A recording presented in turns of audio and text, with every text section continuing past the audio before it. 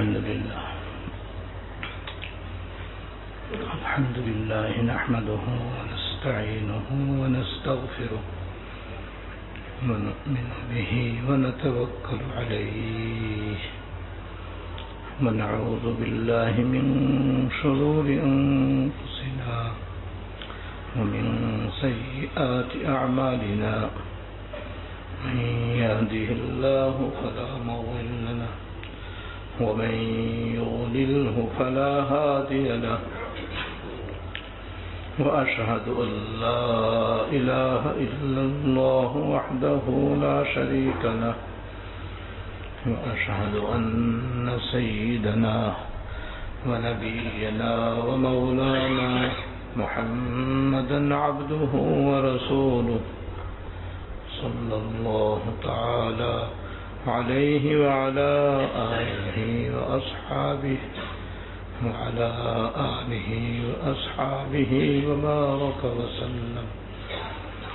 وبارك وسلم تسليما كثيرا أما بعد فأعوذ بالله من الشيطان الرجيم بسم الله الرحمن الرحيم ما آتاكم الرسول فخذوه وما نهاكم عنه فانتهوا صدق الله العظيم. میرے قابل احترام بزرگوں،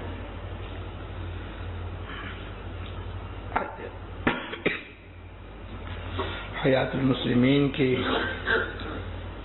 روح نمبر 25 کا بیان چل رہا ہے. اس میں حکیم الامت مجدد الملت حضرت مولانا تھانوی رحمۃ اللہ علیہ نے قرآن و حدیث کی روشنی میں اس بات کو بیان فرمایا ہے کہ مسلمان ایک الگ قوم ہے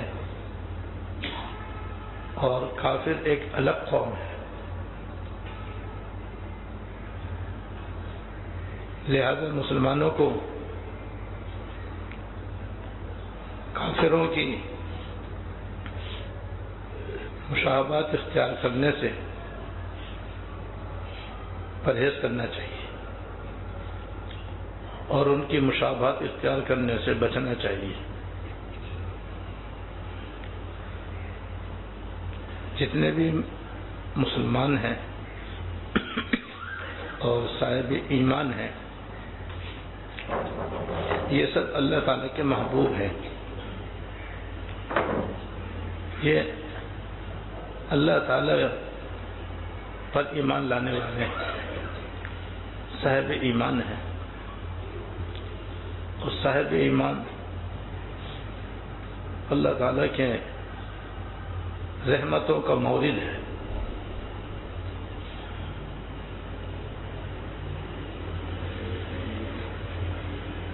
چاہے وہ ظاہری طور پر کتنے ہی گنہگار سے گنہگار ہو، کیسے ہی خطاؤں سے بھرا ہوا ہو، لیکن اگر اس کا خاتمہ ایمان پر ہو گیا اور انشاءاللہ ہوگا تو اول تو اللہ تعالیٰ کی بے شمار اور انگنت رحمتوں سے کہیں نہ کہیں بخشا جائے گا اور کسی نہ کسی طرح اس کی بخشش ہوگی، جس کی وجہ یہ ہے کہ اللہ پاک نے اپنی رحمت کے 100 حصے کیے ہیں. اللہ تعالیٰ نے اپنی رحمت کے 100 حصے کیے ہیں.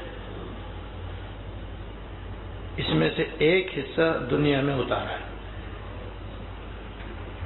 اس کی وجہ سے دنیا میں انسان تو انسان، جانوروں کے اندر بھی محبت پائی جاتی ہے. انسانوں میں جتنی محبتیں ہیں وہ اسی کا اثر ہے. جانوروں کے اندر بھی جو محبت ہے، چاہے ان کی آپس میں محبت ہو یا ان کی انسانوں سے محبت ہو یا انسانوں کی ان سے محبت ہو، وہ اسی ایک رحمت کا اثر ہے. تو دنیا میں ایک دوسرے کے ساتھ محبت، مودت، اچھا سلوک، اچھا برتاؤ، بڑوں کا چھوٹوں پر شفقت کرنا، چھوٹوں کا بڑوں کے ساتھ ادب کا معاملہ کرنا، یہ سب اسی کا اثر ہے، اسی کا نتیجہ ہے یہ.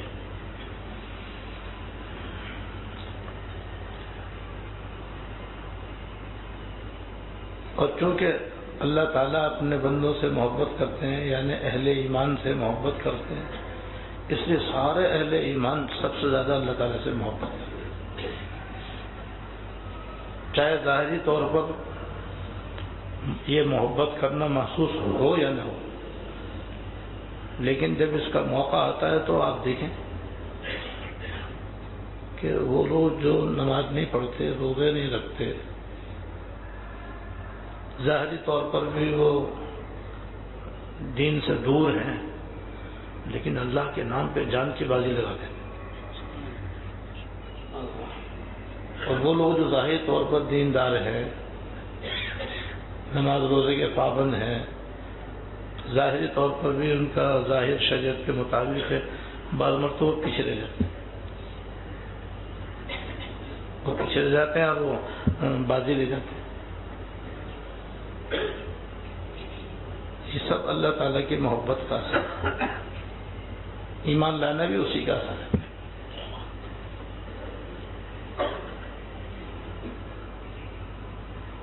چنانچہ حدیث میں ہے کہ جو ایک حصہ دنیا میں اللہ پاک نے اپنی محبت کا اتارا ہے،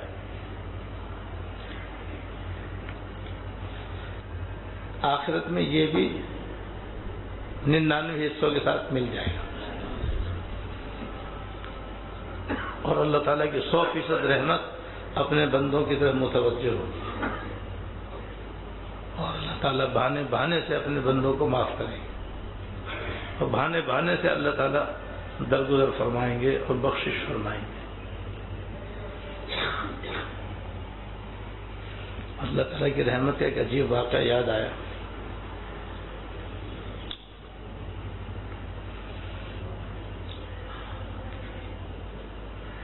سب کو معلوم ہے کہ قیامت کے دن اعمال کا تولنا برحق ہے. میں والوزن یومئذ الحق، اعمال کا تلنا قیامت کے دن برحق ہے. یعنی جتنے بھی لوگ ہوں گے سب کے اعمال تولے جائیں گے، نیکی بھی اور بدی بھی تولی جائیں گی. جیسے یہاں ترازو کے 2 پلڑے ہوتے ہیں، آخرت میں بھی 2 پلڑے ہوں گے. ایک پلڑا اتنا بڑا ہے کہ بیان سے باہر، ایک ترازو اس میں بالکل منور اور روشن ہوگا، اس میں نیکیاں ڈالی جائیں گی تولنے کے لیے. اور دوسرا پلڑا کالا ہوگا، سیاہ اور ظلمت والا ہوگا، اس میں تولنے کے لیے گناہ رکھے جائیں گے. کفہ نیرہ اور کفہ مظلمہ، یہ 2 ترازو کے پلڑے ہوں گے. نیکی کے پلڑے میں ڈالی جائیں گی، گناہ کے پلڑے میں ڈالے جائیں گے، پھر تولا جائے گا. جس کی نیکیاں زیادہ ہو جائیں گی تول کے اندر وہ بھاری ہو جائیں گی، اور گناہوں کا پلڑا ہلکا ہو جائے گا، اس کی بخشش ہو جائے گی. اور جس کے گناہوں کا پلڑا معاذ اللہ بھاری ہو جائے گا، نیکیاں اس کی ہلکی پڑ جائیں گی، گناہ والا پلڑا نیچے ہو جائے گا، نیکیوں والا پلڑا اوپر ہو جائے گا، تو اس کی پکڑ ہو سکتی ہے. اللہ تعالیٰ چاہیں گے تو معاف فرما دیں گے. جیسے میں نے عرض کیا کہ 100% اپنی رحمت سے اللہ تعالیٰ بخشش کا معاملہ فرمائیں گے، درگزر کا معاملہ فرمائیں گے.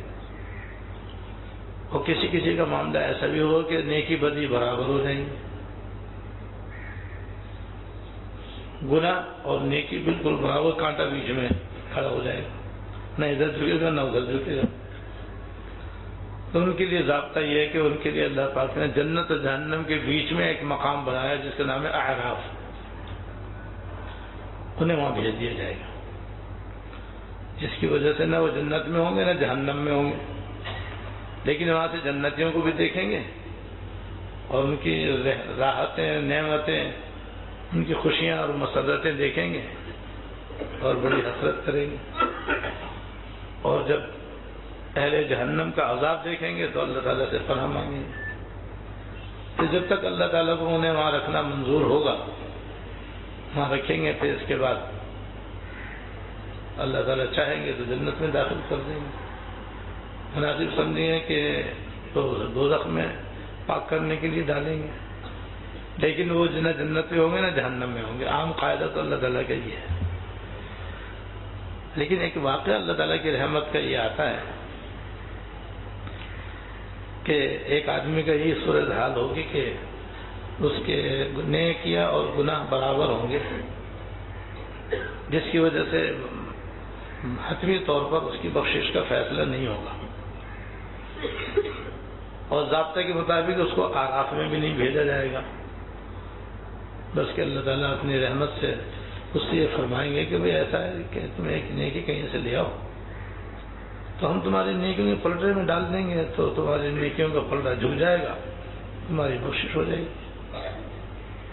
یا جاؤ تم کسی سے اپنی ایک نیکی لے آؤ.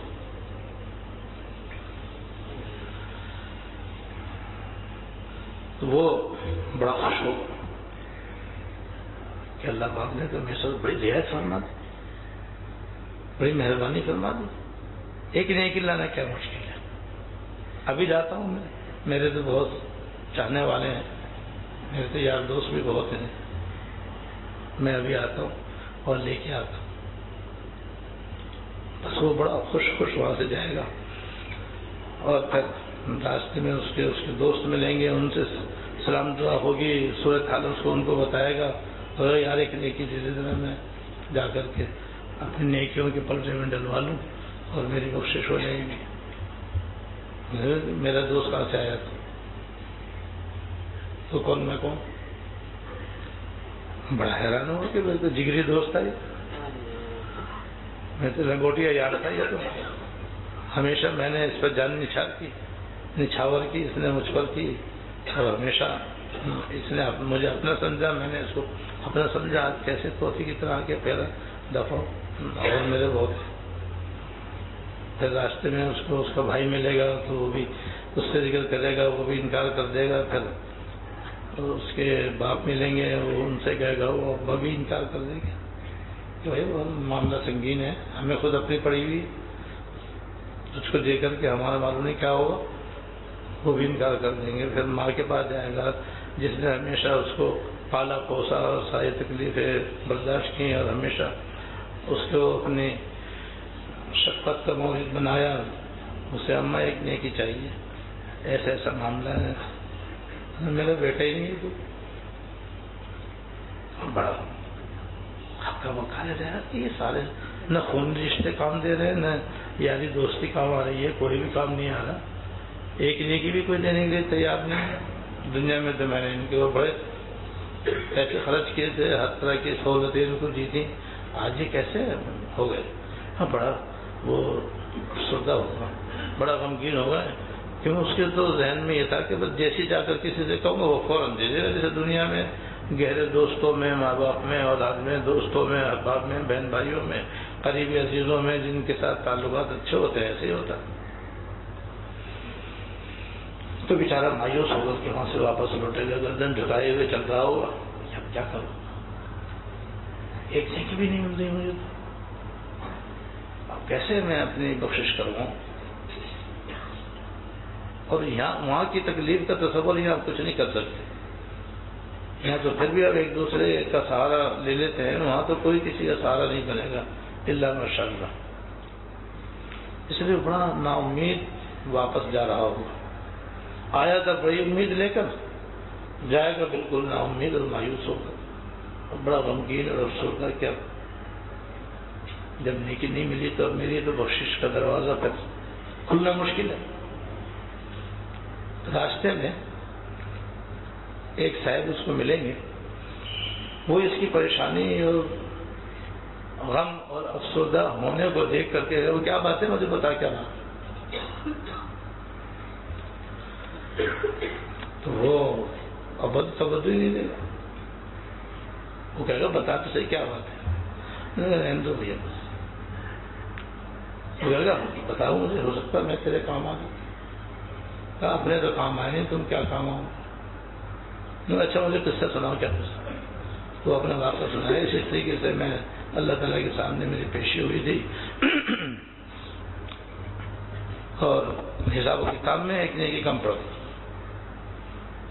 اللہ تعالیٰ نے مہربانی فرمائی اور احسان فرمایا کہ تم جاؤ کسی سے ایک نیکی لے آؤ، تو ہم تمہاری نیکیوں کے پردے میں ڈال دیں گے، تمہاری بخشش ہو جائے گی۔ تو میں بڑا خوش وہاں سے واپس آیا تھا، کہ میرے تو چاہنے والے بہت ہیں، رشتے دار بھی بہت ہیں، دوست بھی میرے بہت ہیں، بہن بھائی بھی ہیں میرے، ماں باپ کون نہیں ہے، جس سے بھی کہوں گا انشاءاللہ تعالیٰ ایک نہیں 10 نیکیاں دے دے گا، لیکن مجھے تو بڑا افسوس ہوا کہ کسی نے بھی ایک نیکی مجھے نہ دی اور سب نے انکار کر دیا، تو اس لیے میں نا امید واپس جا رہا ہوں۔ تو وہ شخص یہ کہے گا کہ یار میرے پاس تو ایک ہی نیکی ہے، جب تیری اتنی ساری نیکیوں کے باوجود ایک نیکی کم پڑنے پر یہ حال ہے، تو میرے تو ایک نیکی کی سوا گناہ نہیں، لہذا اب مجھے تو امید ہے نہیں اپنی مغفرت کی اور بخشش کی، تو ایسا کرتے یہ تو نیکی تو لے کے جا، اپنا تو کام چلا، اپنی تو بخشش کروا، میرا معاملہ جو سا ہوگا دیکھا جائے گا۔ وہ اپنی ایک نیکی سے کہا کہ بھئی یہ لے اور جا، اور تو اپنی نیکی پردے میں ڈلوا اور اپنی بخشش کروا۔ اب یہ جناب وہاں سے وہ نیکی لے کر چلے گا، حیران رہ جائے گا کہ بھئی دیکھو اپنے تو کام آئے نہیں، غیر کام آ گیا، اس شخص نے مجھ پر کتنا بڑا احسان کیا کہ اس نے اپنی نیکی مجھے دے دی، اس نے شکریہ بھی ادا کیا، اور شکریہ ادا کرنے کے ساتھ ساتھ اب دوبارہ خوش واپس لوٹ اور جا کر کے اللہ تعالیٰ کی بارگاہ میں عرض کرے کہ یا اللہ میں ایک نیکی لے آیا ہوں، ہے کہاں سے لیا ہے، سب معلوم ہے ان کو، لیکن وہ اپنے عذرا شفقت اور رحمت پوچھیں گے بھائی تم کہاں سے لیا ہے، کس نے تمہیں نیکی دے دی، آج کے دن کس نے تم پر اتنی زبردست قربانی کا معاملہ کیا ہے اور اظہار سے کام لیا ہے۔ آج کل تو کوئی کسی کا نہیں ہے، یہ تو نفسی کا عالم ہے، یہاں تو ہر ایک کو اپنی پڑی ہوئی ہے۔ حاجی حضرت بالکل ہی بس میں تو دیکھ کے آ رہا ہوں، سب کو اپنی اپنی پڑی ہوئی ہے، کسی نے مجھے ایک نیکی نہ دی مگر ایک شخص نے دی، تو وہ کہے گا یا اللہ اس نے یہ کہا تھا کہ بھائی میرے پاس سے لے دے کے ایک ہی نیکی ہے، اب میری کیا بخشش ہوگی، لہٰذا میں تجھ کو یہ نیکی دیتا ہوں، تو کم سے کم اپنی بخشش کروا، اور جنت میں جا میں جانوں میرا پروردگار جانے، یا اللہ اس ایک بندے نے مجھے اپنی نیکی دے دی، تو میں آج کے دن اس نے اظہار کیا اور ضرورت ہوتے ہوئے اس نے قربانی دی، ہم اس کا اظہار قبول کرتے ہیں اور تیری بخشش کرتے ہیں، اس کی بخشش کرتے ہیں، جل جلالہ جل جلالہ۔ ایسی اللہ تعالیٰ کی رحمت ہوگی، اسے کہتے ہیں کہ رحمت حق بہانہ میں جو ہے، اللہ تعالیٰ کی رحمت بخشنے کے لیے بہانہ ڈھونڈتی ہے، اللہ تعالیٰ کی رحمت بخشنے کے لیے بہانہ ڈھونڈتی ہے، تو یہ بہانہ ہی ہے بس کہ اللہ تعالیٰ نے دونوں کی بخشش فرما دی، اس کی بخشش فرما دی، اس کی بخشش فرما دی، دونوں کی بخشش ہو گئی۔ تو قیامت کے دن اللہ تعالیٰ اپنے 100% رحمت سے اپنے بندوں کی بخشش فرمائیں گے، اور یہ جو 100% رحمت ہوگی یہ ایمانداروں پر ہوگی، کسی کافر پہ نہیں، یعنی مسلمانوں جو اللہ کے نیک بندے ہو تو ہیں، جو مسلمانوں کے اندر جو فاسق و فاجر ہوں گے، خطا کار سیاکار ہوں گے، ان کو بھی اللہ تعالیٰ طرح طرح سے بخشیں گے، طرح طرح سے ان کی مغفرت فرمائیں گے. اس لیے کسی کو بھی اللہ کی رحمت سے مایوس نہیں ہونا چاہیے. ہر صاحب ایمان کو کوشش ضرور کرنی چاہیے کہ اللہ تعالیٰ کی نافرمانی نہ ہو، اور کوشش کرنی چاہیے کہ اگر نافرمانی ہو گئی ہے تو توبہ کر لے، اور کوشش کرنی چاہیے کہ آئندہ گناہ نہ ہو، اور زندگی بھر اس طرح کوشش کرتے رہنا چاہیے. اس کے باوجود بھی اگر گناہ ہوتے ہیں تب بھی ہرگز ہرگز اللہ تعالیٰ سے معافی نہ مانگے، ہرگز اللہ تعالیٰ سے مایوس نہ ہو، نا امید نہ ہو. بس قرآن میں اللہ پاک نے فرما دیا وَلَا يَيْأَسُ مِن رَّوْحِ اللَّهِ إِلَّا الْقَوْمُ الْكَافِرُونَ. اللہ کی رحمت سے مایوس صرف اس سے کافر ہوتے ہیں. کافر اللہ تعالیٰ کی رحمت سے مایوس ہو سکتے ہیں، مومن نہیں ہو سکتے. تو مومن اتنا اعلیٰ درجے کا انسان ہے تو اللہ تعالیٰ کی جماعت کا آدمی ہے، اس لیے اللہ تعالیٰ کی ساری رحمت اسی کے ساتھ ہوتی ہے. دیکھو اللہ تعالیٰ کی رحمت کا ایک اور واقعہ یاد ہے اس میں. حضرت بشر حافی رحمۃ اللہ علیہ کا نام آپ نے سنا ہوگا. حضرت بشر حافی یہ اللہ تعالیٰ کے بڑے نیک و مقبول بندے ہیں، اولیاء اللہ میں سے ہیں. لیکن شروع میں ان کی صورتحال دین سے دوری کی تھی، دین سے دور تھے، بلکہ ایک شراب خانے میں نوکری کرتے تھے، اور نوکری کا بھی شراب پلانے کی. اور اسی سے اندازہ لگا کہ وہ شراب جو ملک خبائث میں سے تمام برائیوں کی جڑ ہے، اور تمام برائیوں کے جہاں جڑ بیچی جاتی ہے اس کو شراب خانہ کہتے ہیں، یا پی جاتی ہے اسے شراب خانہ کہتے ہیں. وہاں نوکری کرتے ہیں، شراب پلاتے بھی ہیں، شراب بیچتے بھی ہیں. تو شروع میں ان کے یہ حال تھا، لیکن کیسے اللہ تعالیٰ نے اپنی رحمت سے ان کو اپنی آغوش میں لیا، وہ عجیب و غریب بات ہے. وہ واقعہ یہ ہے کہ ایک دن یہ اپنی نوکری سے فارغ ہو کر، ڈیوٹی سے فارغ ہو کر واپس لوٹ رہے تھے کہ ان کی نظر نالی میں پڑی. نالی میں ان کی نظر پڑی.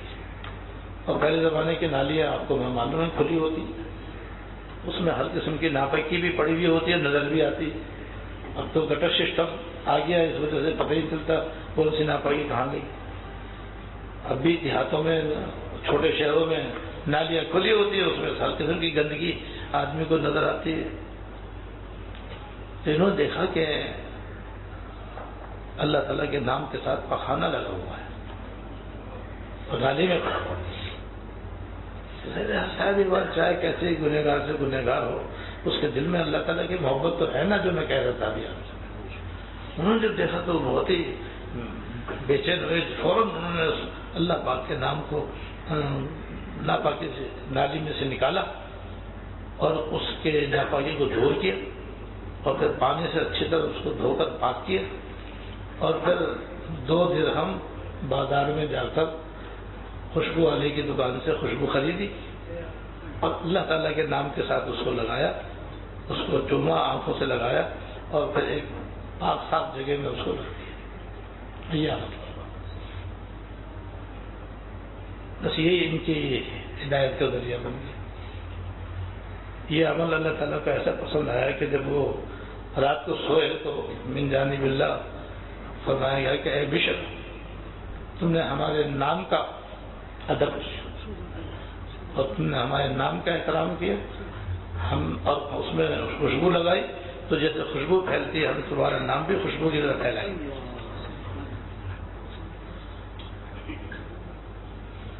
بس وہ اللہ تعالیٰ کو ان کا یہ عمل پسند آیا اور یہ ان کو بشارت ملی. اب بیدار ہوتے اس کے آثار شروع ہوئے.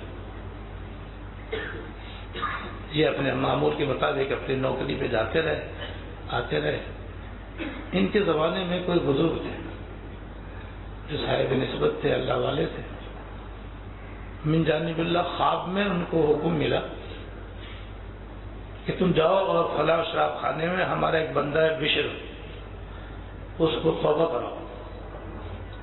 جاؤ اس کو توبہ کراؤ، کیونکہ جس کام میں وہ لگا ہوا ہے وہ گناہ کا کام ہے، اور اس کے ساتھ اور بھی گناہ کے لوازمات ہیں، ان سب سے اس کو توبہ کراؤ. وہ بزرگ اٹھے تو ان کی ہمت نہ ہو شراب خانے میں جانے. یہ شراب خانہ تو ایسی بدنام جگہ ہے کہ وہاں پر کوئی دیندار آدمی جا ہی نہیں سکتا. جائے کہ وہ بزرگ بھی ہو اور پھر عوام کے اندر اس کی شہرت بھی ہو تو ایسا آدمی شراب خانے کی گلی میں بھی جائے تو لوگ برا سمجھتے ہیں کہ بھائی تم اس گلی میں کیوں گئے. تو ایک دن تو انہوں نے ایسی بات گول کر دی. رات کو دوبارہ خواب میں تنبیہ ہوئی کہ ہم نے کہا تھا گئے نہیں تم. یہ سویرے اٹھے تو بڑے متفکر ہوئے کہ بھائی دوبارہ حکم ملا ہے اب چلو. گئے جا کر کے آدھے راستے سے پھر واپس چلے گئے. آدھے گئے جب شراب خانے قریب پہنچے تو ہمت نہیں ہوئی اندر جانے کی, وہیں سے واپس لوٹ گئے. دن گزر گیا, رات آ گئی. اب زوردار ڈانٹ پڑی جو ہم کہہ رہے ہیں کیوں نہیں جاتے, جاؤ اور جا کر کے ہمارے بندے بشر کو توبہ کرو.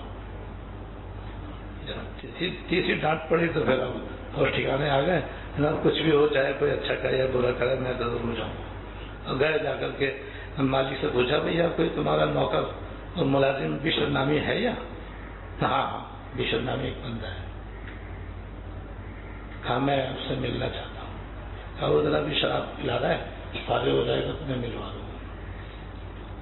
جیسے وہ فارغ ہوئے تو یہ ان کے پاس ان سے ملے. تو میں ایک مثال دے دیتا ہوں آپ کو پہلے کہ جب سورج نکلنے والا ہوتا ہے تو لالی پہلے آ جاتی ہے آسمان کے. سبحان اللہ. ایسی جب کسی کی توبہ کا وقت آتا ہے تو اس کے آثار پہلے ہی شروع ہو جاتے ہیں. تو ایک تو ان کو خواب میں بشارت ہو چکی تھی, دوسری یہ حضرت بزرگ وہاں پہنچ گئے, پہنچے اور ان سے ملے تو انہوں نے تنہائی میں مل کر کہا کہ بشر کیا تم اپنے اس کام سے توبہ کرنا چاہتے ہو؟ کہ جی حضرت میں توبہ کرنا چاہتا ہوں. ہاں تو بس پھر جلدی سے استعفیٰ دو اور دیکھو تنخواہ مت لینا, کیونکہ ناجائز کام کی تنخواہ بھی حرام ہوتی ہے. مجھے کیا ضرورت ہے. اور جناب استعفیٰ دیا اور حضرت کے ساتھ حضرت اس کو مسجد میں لے گئے اور پھر اس کو غسل کرو, کپڑے پہنو, وہ پہن کر کے توبہ پڑھوائی اور پھر اس کے بعد ان سے سچی توبہ کروائی اور توبہ کروا کے بس وہ بزرگ چلے گئے. اور یہ ان کی صحبت میں رہنے کی وجہ سے اور اللہ تعالیٰ کا اصل میں فضل اور رحمت متوجہ ہونے کی بنا پر آن کی آن میں یا تو شراب نوشی شراب خانے میں شراب پلا رہے تھے, اب یہ جناب دیکھتے دیکھتے اور یہ اللہ کے اعلیٰ مقام پہ فائز ہو گئے.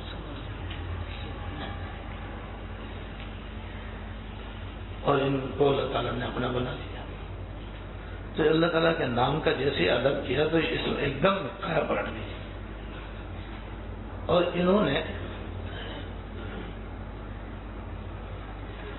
پیروں سے جس وقت توبہ کی تھی تو جوتے اس وقت پیروں میں نہیں تھے, اتار دیے تھے انہوں نے. اتارتے ہی بعد جب بیٹھ کے توبہ ہوتی تو انہوں نے کہا کہ بھائی میں نے توبہ چونکہ ننگے پیر کی ہے تو میں تو اب ننگے پیر ہی رہوں, اب میں جوتا نہیں پہنوں.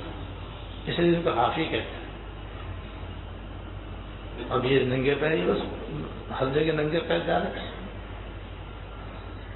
تو انہوں نے چونکہ دل کی گہرائی سے اللہ تعالیٰ کے محبت میں جوتے اتارے تھے تو اللہ پاک نے بھی دیکھو کیسی مہربانی فرمائی کہ جتنے بھی جانور تھے جو گلی کے اندر گھومتے پھرتے ہیں, آتے اور جاتے ہیں, پیشاب پخانہ راستوں میں کرتے ہیں, ان سب کو حکم دے دیے خبردار جن جن راستوں سے میرے بشر گزرتے پیشاب پخانہ مت کرنا تاکہ ان کے خیر ناپاک نہ ہو اور پاک کرنے کی ان کو زحمت نہ ہو. اللہ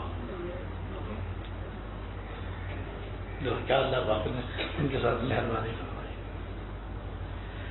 اس طرح سے وہ ننگے پیر گھومتے تھے اور پاؤں ان کے ناپاک نہیں ہوتے تھے, وہ صاف کر کے مسجد میں چلے جاتے, جوتے نہیں پہنتے تھے. اللہ اس لیے کہ میں نے جب اپنے رب سے توبہ کی ہے تو میں نے ننگے پیر کیے تو میں جوتے کیسے پہنے.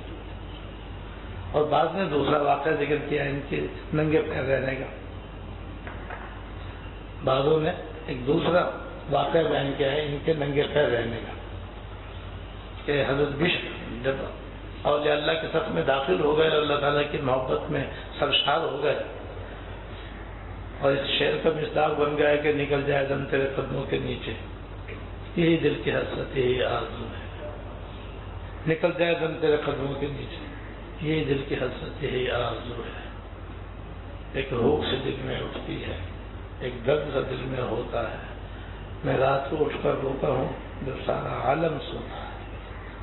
میری زندگی کا حاصل، میری ریز کا سہارا، تیرے عاشقوں میں مرنا، تیرے عاشقوں میں سونا. تو کہتے ہیں کہ انہوں نے ایک مرتبہ یہ قرآن کریم کے آیت سنے کہ وَالْأَرْضَ فَرَشْنَاهَا فَنِعْمَ الْمَاهِدُونَ. وَالْأَرْضَ فَرَشْنَاهَا، اور ہم نے زمین کو بچھونا بنایا ہے. ادرو کی طرح اچھا ہم بچھونا بنانے والے ہیں. یا اللہ باپ نے قرآن شریف میں فرمایا وَالْأَرْضَ فَرَشْنَاهَا فَنِعْمَ الْمَاهِدُونَ. میں نے کہا کہ اللہ پاک نے زمین تو ہمارا بستر بنایا اور بچھونا بنایا، تو کیا بستر پر جوتے لے کے چلتے؟ یہ سنتے ہی جناب آیت سنتے ہی اپنے جوتے اتار دی اور پھر ساری زندگی جوتے نہیں پہنے. نہیں تو بستر بنایا یعنی ایسی جگہ، اب زمین کو ایسا ہموار بنایا کہ آرام سے آدمی اس پر سوتا ہے جیسے بستر پہ آرام سے آدمی سوتا ہے. مگر انہوں نے الفاظ ہی کا اتنا ادب کیا کہ اس کی وجہ سے بھی انہوں نے جوتے اتار دیے اور آئندہ پہننے سے اپنے آپ کو بچایا. تو پھر اللہ پاک نے ان پر یہ اکرام فرمایا اور ان کی یہ عزت فرمائی کہ پھر جانوروں کو حکم دے دیا کہ ان کے راستوں میں کوئی پیشاب پخانہ نہ کیا کرے تاکہ ان کے پاؤں گندے نہ ہوں. انہوں نے اللہ تعالیٰ کے نام کا ادب کیا. اس ادب پر ہی اللہ پاک نے کیسے شراب خانے سے نکالا، توبہ کی توفیق دی اور پھر ایسا اعلیٰ مقام ان کو عطا فرمایا. اور نام کا جو ادب جیسے انہوں نے پہلی مرتبہ کیا تو آخری مرتبہ میں بھی اللہ تعالیٰ کے نام کا انہوں نے ایسا ادب کیا کہ جب میں نے ان سے توبہ کی تو میرے پیر میں جوتا نہیں تھا. یا جب اللہ پاک نے زمین کو بچھونا بنایا ہے تو یہ ادب کے خلاف ہے کہ آدمی جوتوں کے ساتھ چلے. تو یہ ان کے ساتھ ان کا حال ہے اور ان کا حال ان کے ہاتھ میں محمود ہے. دوسروں کے لیے مطلوب نہیں ہے کہ دوسرے کے لیے کرے. اس طرح سے دیکھو کیسے اللہ پاک نے ان کے اوپر اپنی مہربانی فرمائی. ایک اور اللہ تعالیٰ کی رحمت کا واقعہ یاد آیا، اس کا تعلق سرکار دو عالم صلی اللہ علیہ وسلم کے ذات گرامی سے کہ اللہ تعالیٰ رحمان و رحیم ہے تو حضور رحمت للعالمین، دونوں ہی ہمارے لیے موجب رحمت ہے.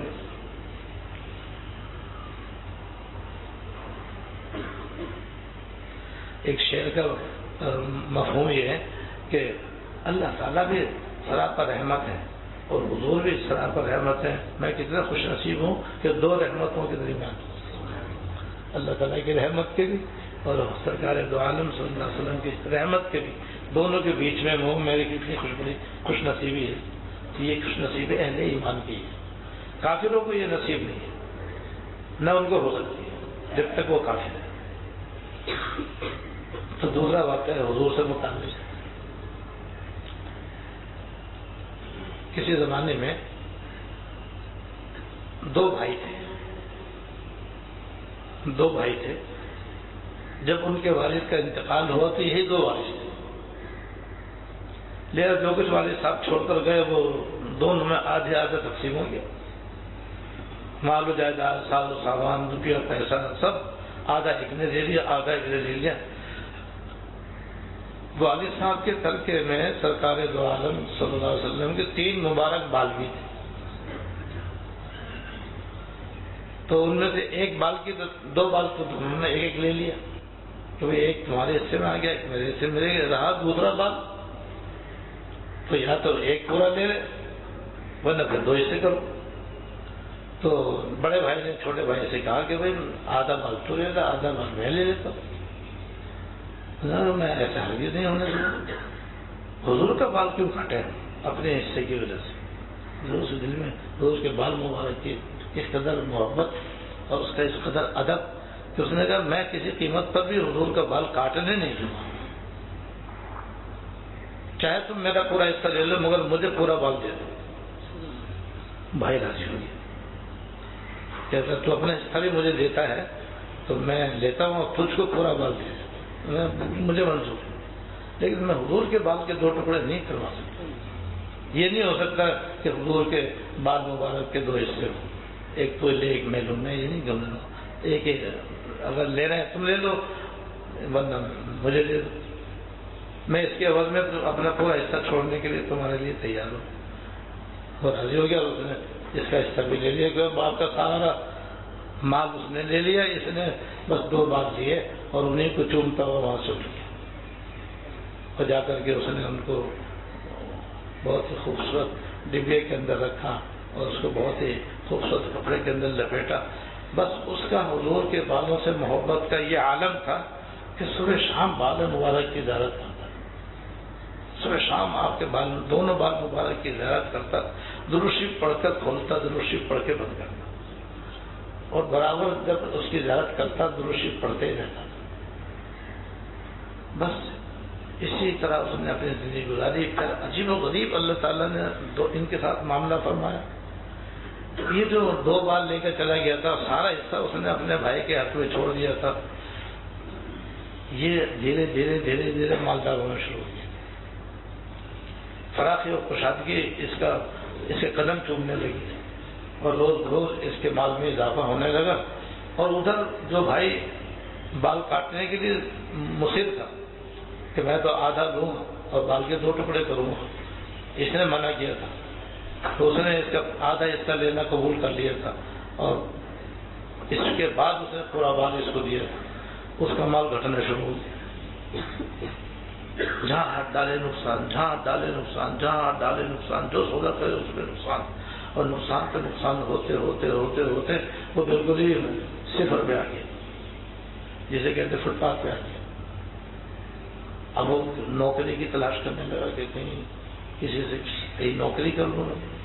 وہ جو لاکھوں کروڑوں باپ کی میراث ملی تھی وہ سب ختم ہو گئی اور لاکھوں کروڑوں اب صاحب بال کے ہو گئے. جو بھائی 2 بال مبارک لے گیا تھا اور روزانہ اس کو چومتا تھا اور ان کو دیکھتا تھا اور درود شریف پڑھتا تھا، اس کا مال بڑھتے بڑھتے وہ کروڑ پتی ہوئی. تو ایک دن بہت ہی پریشانی کے عالم میں تھا کہ میں تو کہیں کا بھی نہ رہا، میرے پاس تو نہ کھانے کو ہے، نہ پینے کو ہے، نہ پہننے کو ہے، نہ رہنے کو ہے، میں تو بالکل ہی سفر ہو گیا. تو اسی پریشانی میں سویا اور میں سرکار دو عالم صلی اللہ علیہ وسلم کی زیارت ہوئی اور اس نے حضور سے عرض کیا کہ حضور میرے ساتھ ایسا ایسا معاملہ ہو گیا، خبر تو نے میرے بال کا ادب نہیں کیا، اس وجہ سے تیرے ساتھ ایسا معاملہ ہو گیا. اپنے بھائی کو نہیں دیکھتا ہوں کتنا میرے بالوں کا ادب کرتا ہے، کتنی اس کے دل میں میرے بالوں کی محبت ہے اور کس قدر وہ درود شریف پڑھتا ہے.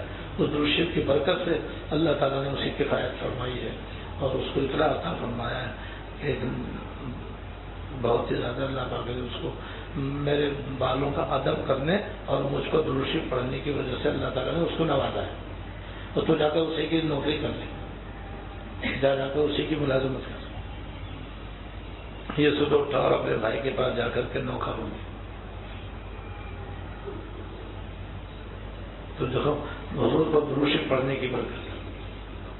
حدیث شریف میں آتا ہے جو آدمی 100 مرتبہ درود شریف پڑھتا ہے اللہ تعالیٰ اس پر 1000 رحمتیں نازل فرماتے ہیں، اس کے 1000 درجے بلند کرتے ہیں، اس کو 1000 نیکیاں عطا فرماتے ہیں، 1000 گناہ صغیرہ معاف فرماتے ہیں اور اس کی 100 حاجتیں اللہ تعالیٰ پوری فرماتے ہیں.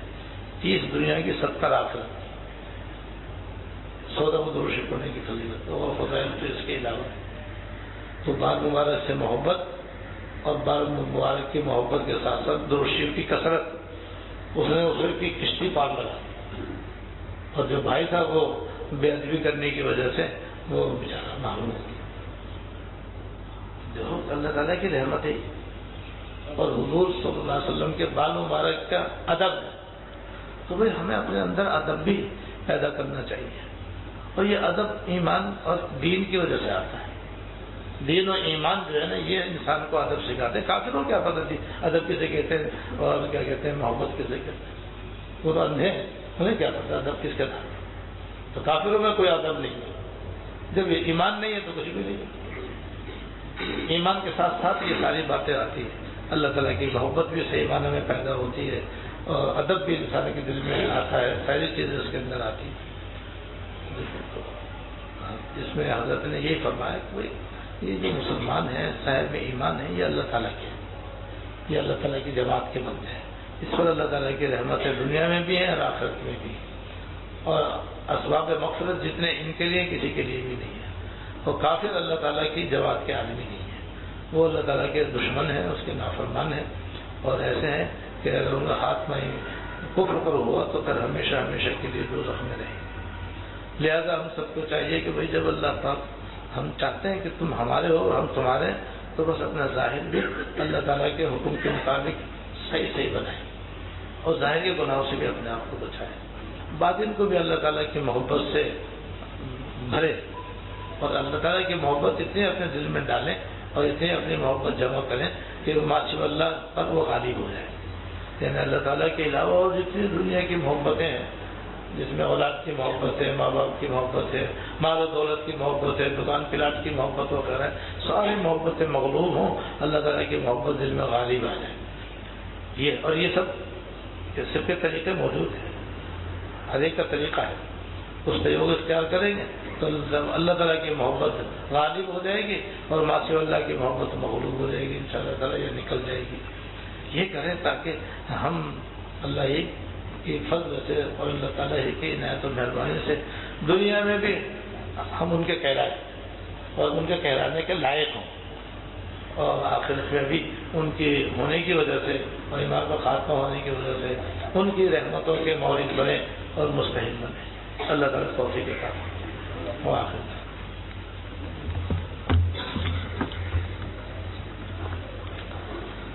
اللهم لك الحمد لا نحصي ثناء عليك كما أثنيت على نفسك، اللهم لك الحمد لا نحصي ثناء عليك كما أثنيت على نفسك، اللهم صل على سيدنا ومولانا محمد وعلى آل سيدنا ومولانا محمد، يا رب الراحمين يا رب العالمين يا حي يا قيوم يا ذا الجلال والإكرام۔ ہم سب کے، ہمارے والدین کے، ہمارے اہل و عیال کے، ہمارے سارے احباب، جملہ متعلقین متوسلین کے، یا اللہ اگلے پچھلے چھوٹے بڑے یا اللہ سارے گناہ معاف فرما، یا اللہ ہم سب کے اگلے پچھلے چھوٹے بڑے خود یا اللہ سارے گناہ معاف فرما، یا اللہ ہم سب کا ضرور خاتمہ ایمان پر فرما، ساری زندگی یا اللہ ان کاموں کی توفیق عطا فرما جو آپ کی رضا کا اور محبت کا ذریعہ ہے، اور ہمیشہ ان کاموں گناہوں سے اور ایسے کاموں سے ہمیشہ بچنے کی توفیق عطا فرما جو آپ کی ناراضگی کا باعث ہے یا دوزخ میں لے جانے کا ذریعہ ہے، یا اللہ ان سے بچنے کی توفیق عطا فرما۔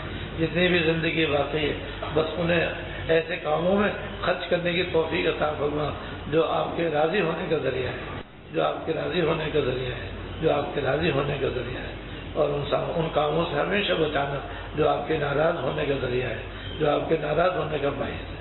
یا رحم الراحمین ہمیں ادب عطا فرما، یا اللہ ہمیں اپنا ادب عطا فرما، اپنے دین کا ادب عطا فرما، اپنا اور اپنے دین کا اور اپنے حبیب کا اور سارے انبیاء علیہ الصلوۃ والسلام کا، اولیاء کرام کا ادب نصیب فرما، اپنے کلام پاک کا ادب نصیب فرما، یا اللہ ہمیں بادب بننا نصیب فرما، بے ادبی سے بچنے کی توفیق عطا فرما، یا اللہ ہمیشہ اپنا ذکر کرنے کی توفیق عطا فرما، یا اللہ کثرت سے اپنے یاد نصیب فرما، مرتے دم تک اپنی یاد نصیب فرما، اپنی تابعداری نصیب فرما، یا اللہ سچا اور پکا مسلمان بننا نصیب فرما، ظاہراً بھی باطناً بھی اپنا تابعدار اور فرمانبردار بننا نصیب فرما، یا اللہ جو آپ کے نافرمان بندے ہیں کفار و مشرکین ہیں ان کو بھی ہدایت عطا فرما، اور اگر ان کی ہدایت مقدر میں نہیں ہے تو ان کی شر سے ہماری حفاظت فرما، یا اللہ ان کی صحبت سے دور رہنا نصیب فرما، ان کی طور طریقوں کو پسند کرنے کے گناہ سے ہمیں بچنے کی توفیق عطا فرما،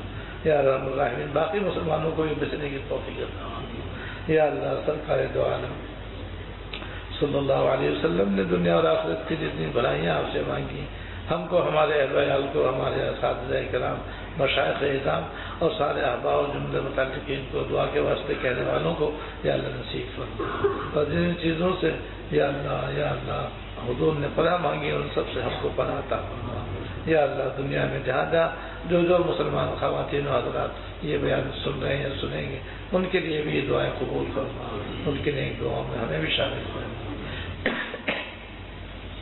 ربنا تقبل منا انك انت السميع العليم وتب علينا انك انت التواب الرحيم. صلی اللہ تعالی علی النبی الکریم محمد وآلہ وصحبہ اجمعین آمین برحمتک یا ارحم الراحمین.